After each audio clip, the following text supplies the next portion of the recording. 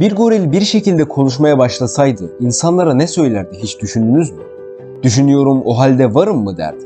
Bunu henüz bilemesek de en azından bir gorilin işaret dilini kullanarak karşısındaki kişiyle iletişim kurup kuramayacağını biliyoruz. Goril Koko bunun en önemli örneği. Peki Koko işaret dilini nasıl öğrendi? Öğrendiği bu dili neler anlatmak için kullandı? Gelin videonun devamında hep beraber öğrenelim.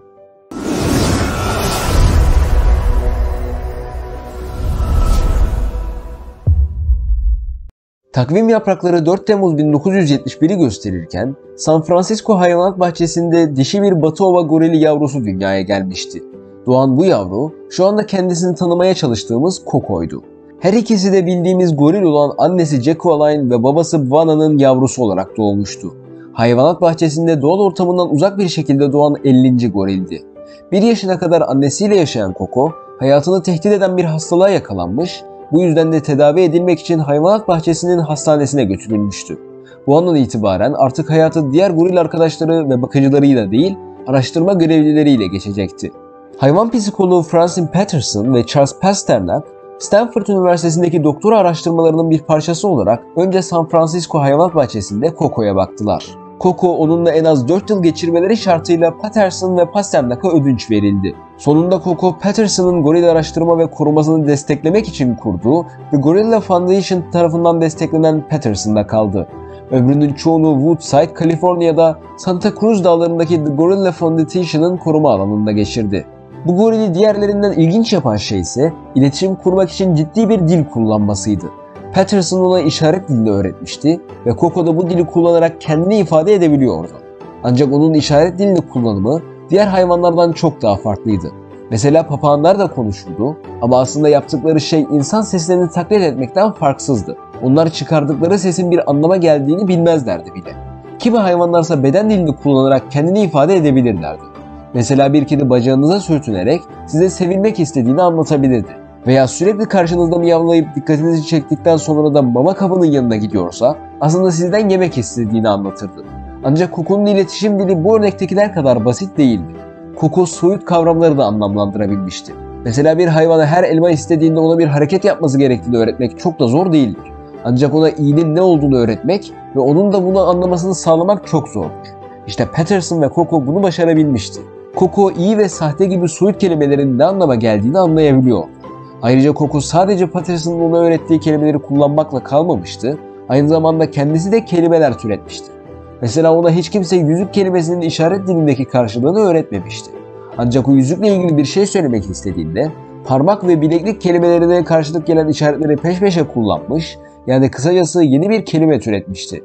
Aynı zamanda neredeyse hiçbir hayvanın geçemediği ayna testinde geçmeyi başarmıştı. Ayna testinde hayvanın önüne bir ayna yerleştiriliyor ve tepkisi gözlemleniyordu. Hayvan gördüğü şeyin kendi yansımasının olduğunu anlayacak mıydı yoksa karşısındakini bir düşman veya arkadaş olarak mı algılayacaktı? İşte Koko bu testi geçebilmiş ve kendisinin farkında olduğunu herkese göstermişti. Koko'yu sıra dışı yapan bir diğer şey ise evcil hayvanlara sahip olmasıydı.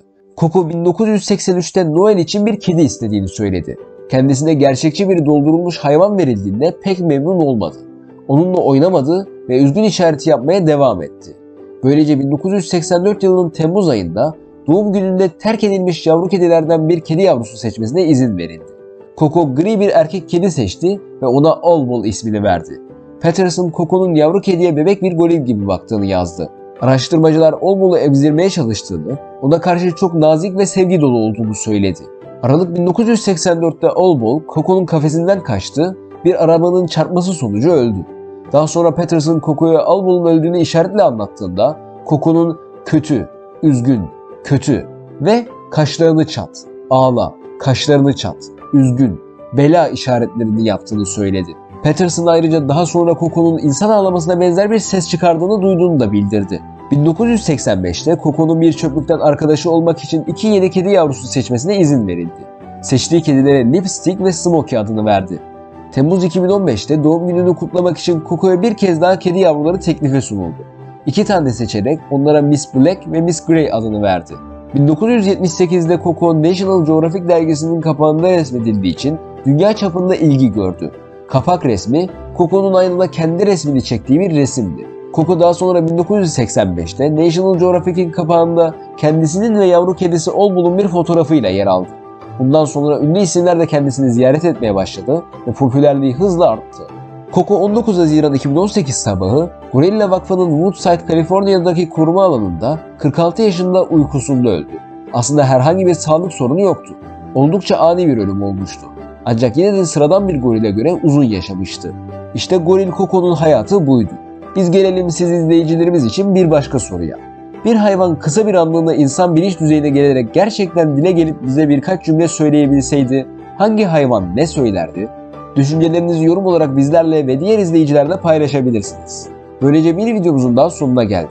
Videolarımızdan haberdar olmak için abone olmayı ve bizlere destek olmak için videoyu beğenmeyi unutmayın.